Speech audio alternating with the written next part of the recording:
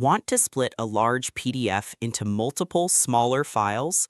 In this tutorial, I'll show you how to split a PDF into multiple files using Adobe Acrobat Pro DC quickly and easily.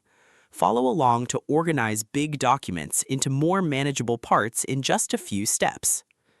First, open Adobe Acrobat on your computer. You'll need to log in with your credentials to access your files and tools. Once you're logged in, you'll be taken to the main interface where you can manage your PDFs. Now, navigate to Recent Files.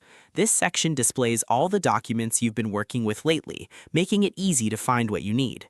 From here, select the file you want to split into multiple files. Click on it to open the document in the editor. With your PDF open, look over to the left panel of the screen. Here, you'll find various tools for working with your document. Click on Organize Pages.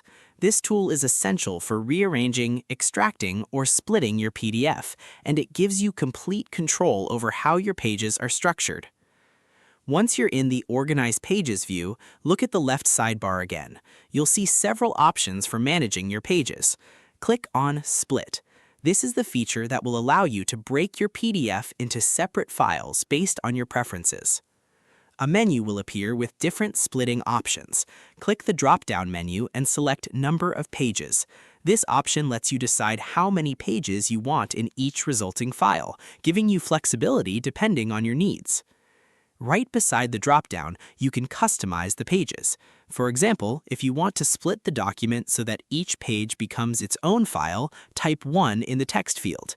If you want 2 pages per file, type 2, and so on. This customization ensures the split happens exactly how you want it. After you've set your preferences, click Split. Adobe Acrobat will now process your document and divide it according to the number of pages you specified.